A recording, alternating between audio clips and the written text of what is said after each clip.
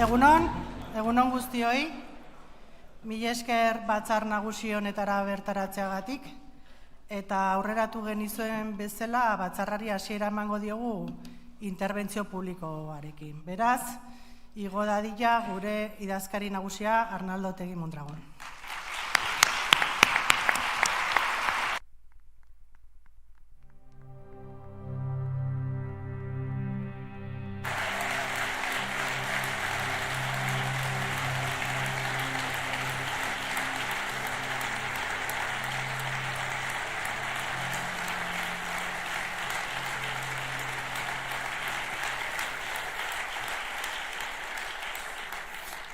Egunon guztioi, eta lehenik eta behin, nahiz eta munduko kontestuak agian halako erreflexioak egiteko, ero halako esaldiak esateko ez da oso aproposa, lehenik eta behin urte berri on guztioi, eta mila esker ere komunikabideko langilei gaur gurekin egoteagatik. Munduari erreparatuz, lehenik eta behin oso laburrean lehenengo erreflexio bat egin nahi du Euskal Herria Bilduk. Euskal Herriari, datorren astelenean mahai politikoak adierazpen publiko bat egingo du honen inguruan, eta beraz ez naiz honetaz luzatuko, baina gaur Euskal Herria Bilduk berriz ere, argi eta garbi esan nahi du, munduaren aurrean eta ordenu berri jaio ez den eta jaiotzear dagoen mundu berri gustoko ez dugun horretan, Euskal Herria Bilduk bere konpromiso irmoa daukala eta horrela planteatuko dula beti, herrien askatasuna, herrien burujabetza, herrien autodeterminazioa eta herrien bakearen alde. Gaur eta beti.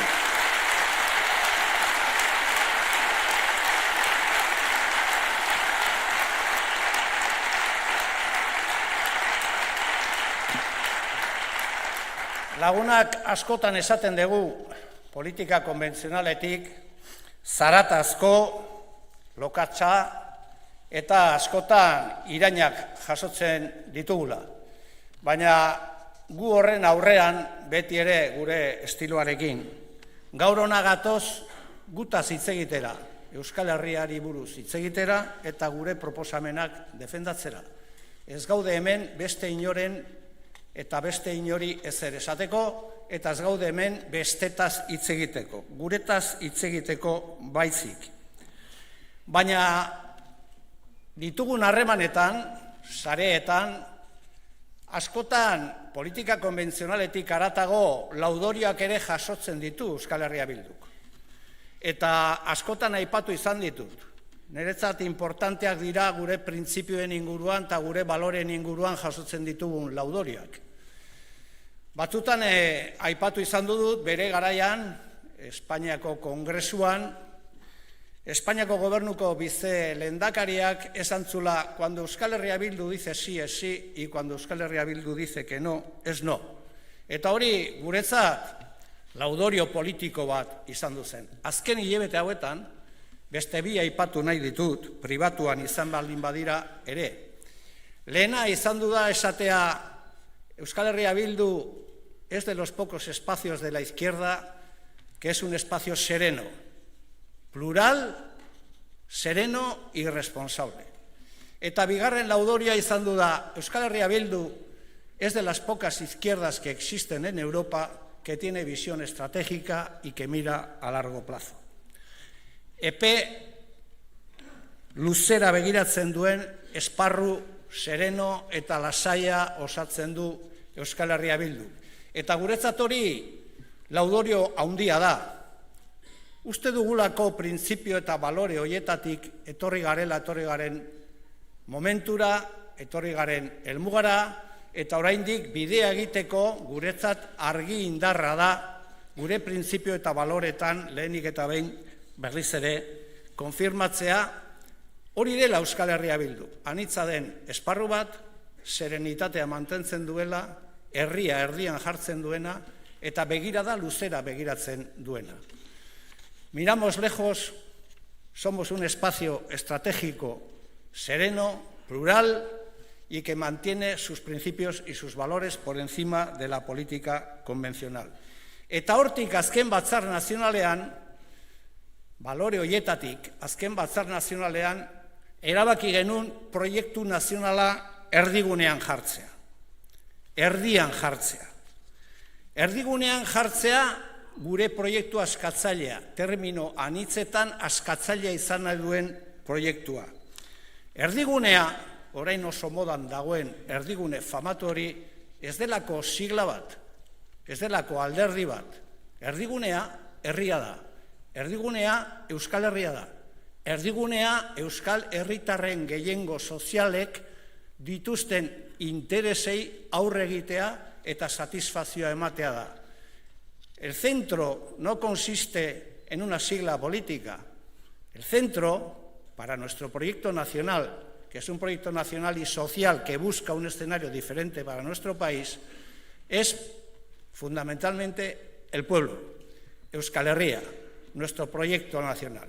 Y es y consiste en la defensa de los intereses de las mayorías sociales populares de nuestro país.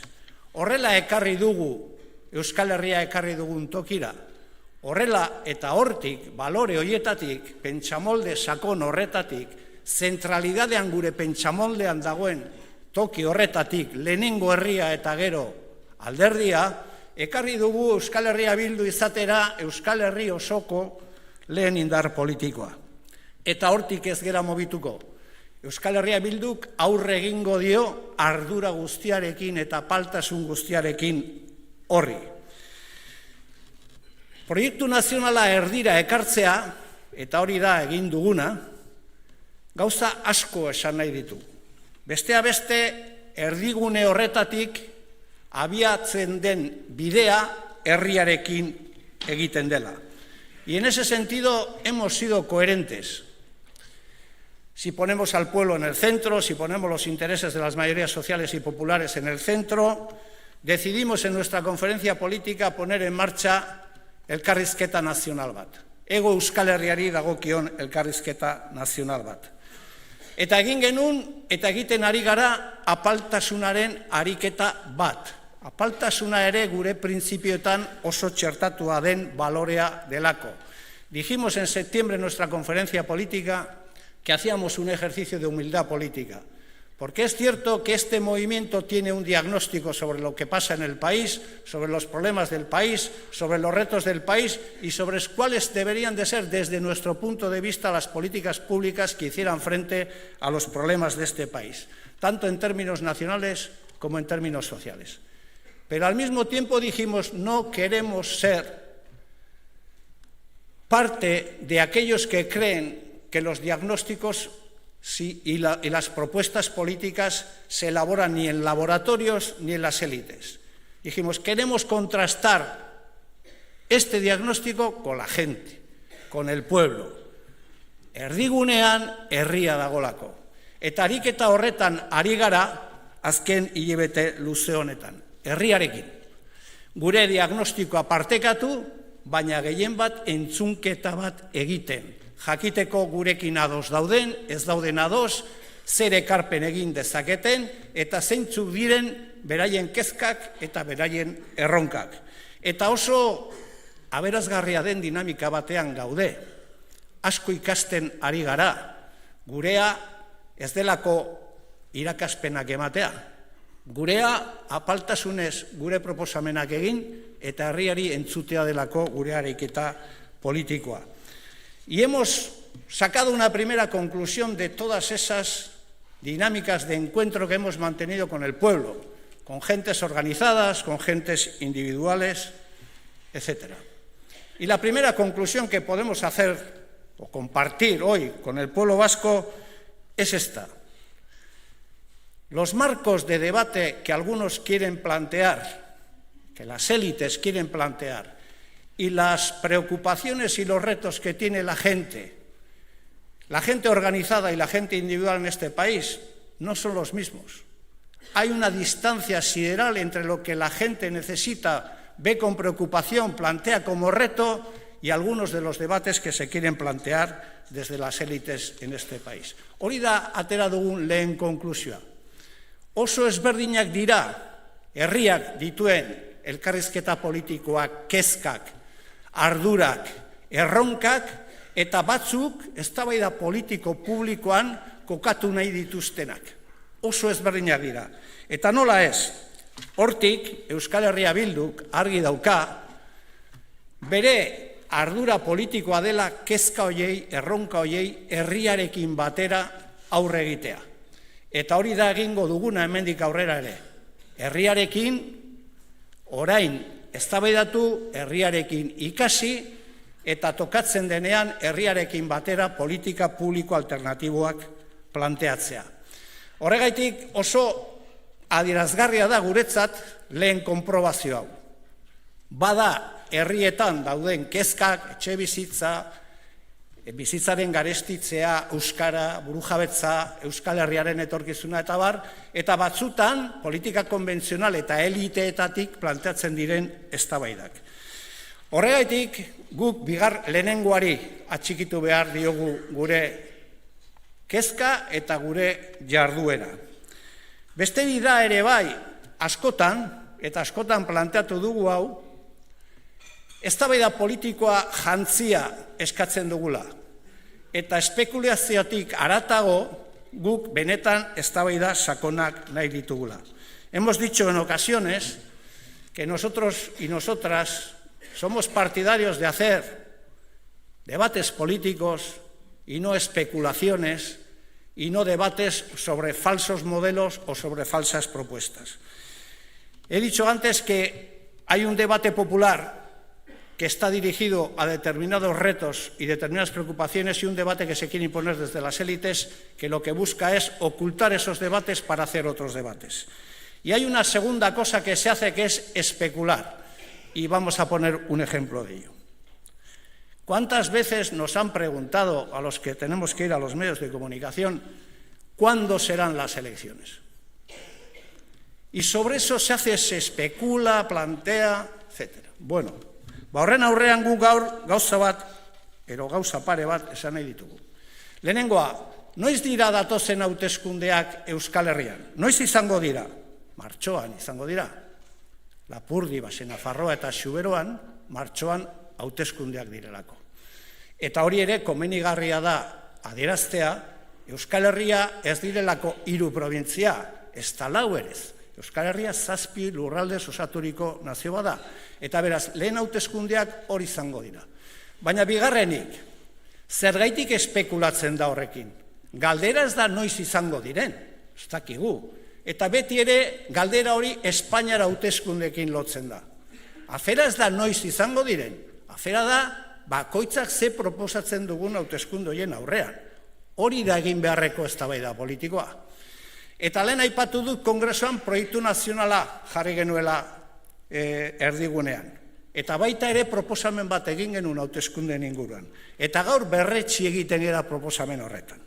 Eta berriz ere esango du zergaitik egiten dugu. Egiten dugu herria alderdien gainetik jartzen dugulako. Eta guretzat Espainiara hauteskundeak aukera badirelako. Aukera zertarako?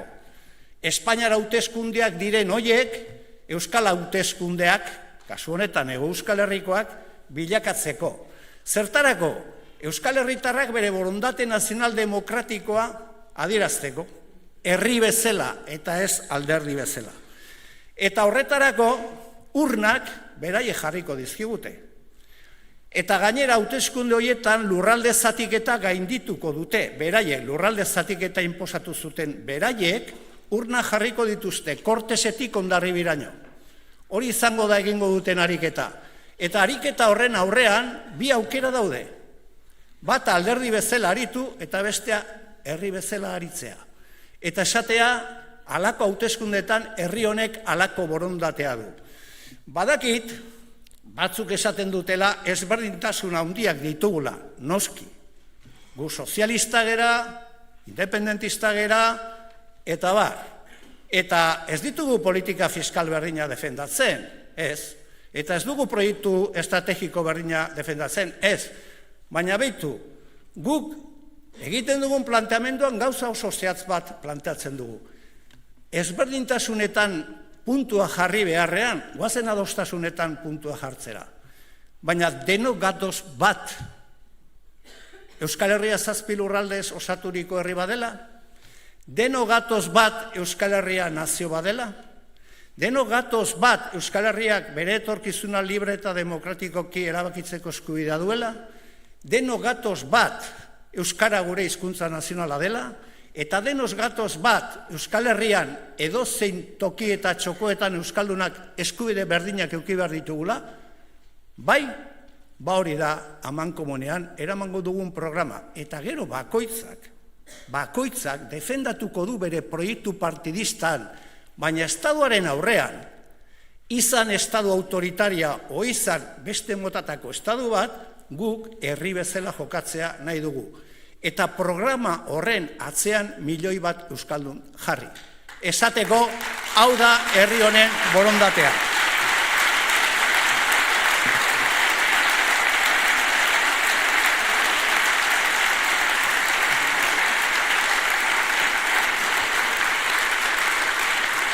Y por lo tanto es muy sencillo de entender.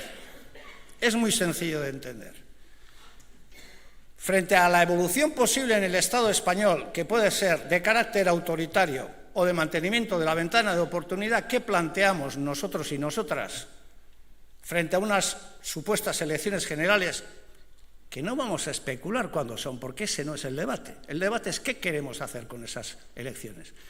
Y nosotros y nosotras lo que planteamos es una lista nacional popular sobre un programa de mínimos, que es un programa bien sencillo.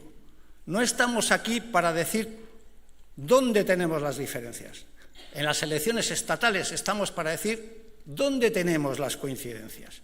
Y si todos coincidimos en que Euskal Herria es un país, una nación de 7 territorios, que tiene derecho a decidir libre y democráticamente su futuro, que el euskera es nuestra lengua nacional y que todos los vascos y vascas tenemos los mismos derechos en toda Euskal Herria, podemos hacer una lista que frente a ese Estado ponga detrás 1 millón de vascos y vascas para decirle a este Estado: esta es la voluntad nacional, democrática, popular de este pueblo. Esa es nuestra oferta.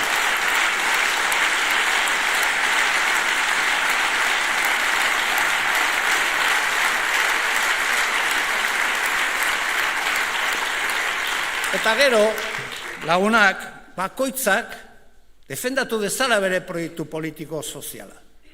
Baina herri bat aukera duenean herri bezala mintzatu behar da.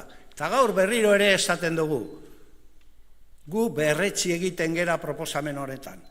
Ez EH Bildu kezkatuta dagolako bere interes partidistakin, ez alderantziz. EH Bilduk autu bat egiten denean eta egin behar denean beti herria jartzen duelako erdian eta ez alderdia. Lagunak, ni oso harro nago eta gu oso harro gaude egiten ari garan ibilbidetaz. Ni etxe honetan orain dela 10 urte gutxi gora bera hasi nintzen, kartzelatik aterata. Eta gaur aprobetxatu nahi dut gauza bat esateko. Guk ez dugu invento berririk egin, fronte zabal bat antolatzean. Gu aspaldidik koherenteak izan geran esaten genuena eta egiten genuenanen artean.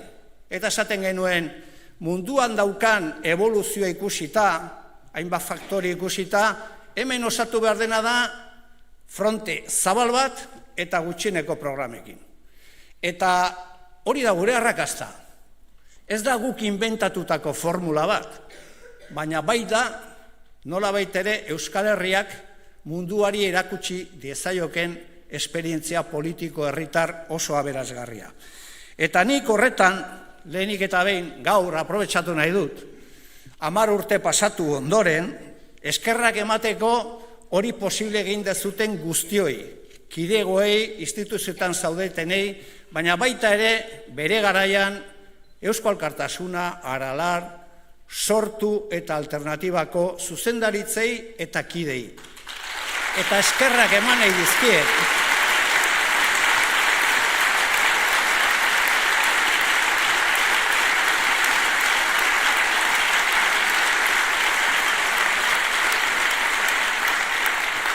Eskerrak eman nahi dizkiet, gehien bat, kapaz izan garelako eredugarri izateko. Eredugarri herrien interesak bakoitzaren interesen gainetik jartzean. eta espazio hau serenidade espazio bat bilakatzeagatik eta ikuspegi estrategikoz jantzitako espazio bat egiteagatik. Hori da gure arrakasta, eta arrakasta horretatik jarraituko dugu fronte zabalau oraindik gehiago zabaltzen. Etxe hau, soberanista, sozialista, ezkerreko sektore guztien etxea bilakatzen, eta guztiok printzipio eta balore berdinetan aritzeko. Hemen ez gaude karrera politikoa egiteko, hemen ez gaude administrazio kontseiluetan bukatzeko, hemen gaude auzolanean lan militante bat egiteko Euskal Herria, beste eszenatoki batetara eramateko nazional mailan eta sozial mailan. Eta horren beharrean, ni ziur naiz kapaz izango garela oraindik etxe hau, bai abertzale ikuspuntutik eta baita ezkerreko ikuspuntutik oraindik ere gehiago zabaltzen. Bukatzera noa, kontuz horrekin, Egia da, serenitatearen eta ikuspegi estrategikoaren esparrua osatzen dugula. Eta egia da, datozen hilabete urteetan, ikusita besterik ez dago ze eboluzio motan gauden, erabaki asko hartu beharko ditugula. Eta erabakiak hartuko ditugu lasaitasunez, irribarre batekin, eta gure artean eztabaidatzen. Ez dira erabaki erretzak izango, konplexoak izango dira, kontraesanak egongo dira, baina gure arrakasta horretan konsistitzen du. Ez kontraesenik ez edukitzean, baizik eta inteligentzia politikoarekin kudeatzean. Hartu beharko ditugu erabakiak estatus politikoaren inguruan, hartu beharko ditugu erabakiak autoritarismoaren aurrean, hartu beharko ditugu erabakia programa sozial eta ekonomiko aurrerakoi eta sozialista baten inguruan, hartu beharko ditugu erabaki asko fronte zabalaren inguruan eta bar. Baina lehen hasieran aipatu ditudan serenitate, lasaitasun eta irribar batekin hartuko ditugu. Hori guztion artean hartuko dugu. Hori berriz ere diot herriarekin egingo dugu. Eta herriarekin egiten diren gauzak ez dute beldurrik ematen. Azken finean, erabakiak ez ditugulako hartzen beste batzu politika konbentzionalan hartzen dituzten bezala, baizik eta mankomunean, auzolanean eta militanteen artean. Euskal Herriak baditu baldintzak beste gauza batzuk egiteko. Euskal Herrian bai da posible egitea beste toki batzutan posible ez dena. Egia da, baldintzak zailak izango direla. Baina hemen badaude indar harremanak, hemen badago inteligentzia nahikoa, hemen badago kidego nahikoa eta militantzia nahikoa beste erabatetara gauzak egiteko. Lasaitasun horrekin gaude, eta lasaitasun horretatik egingo dugu aurrera. Zer eskaini dezake Euskal Herria Bilduk? Euskal Herriari eta munduari. Munduari beste mundu batzuk eskaintzea da gure aukera. Termino nazionaletan, termino sozialetan, termino kulturaletan, termino politikoetan eta bar. Somos un país pequeño, una pequeña nación, y nosotros somos la primera fuerza política de esa pequeña nación. ¿Qué podemos ofrecerle al mundo? Algo que ya le estamos ofreciendo. Otros mundos que son posibles frente al mundo que se nos quiere imponer. Hori da gure ardura politikoa. Euskal Herri berri bat munduari eskainiko dioguna. Sozialista, feminista, euskalduna eta burujabea. Hori da egingo dugun ibilbidea. Lasaitasun guztiarekin irrifarra galdu gabe eta beti ere lanean apaltasunean. Hori da Euskal Herria Bilduk urte hasiera honetan esan beharrekoa duena. Beraz, altajo. Mila esker.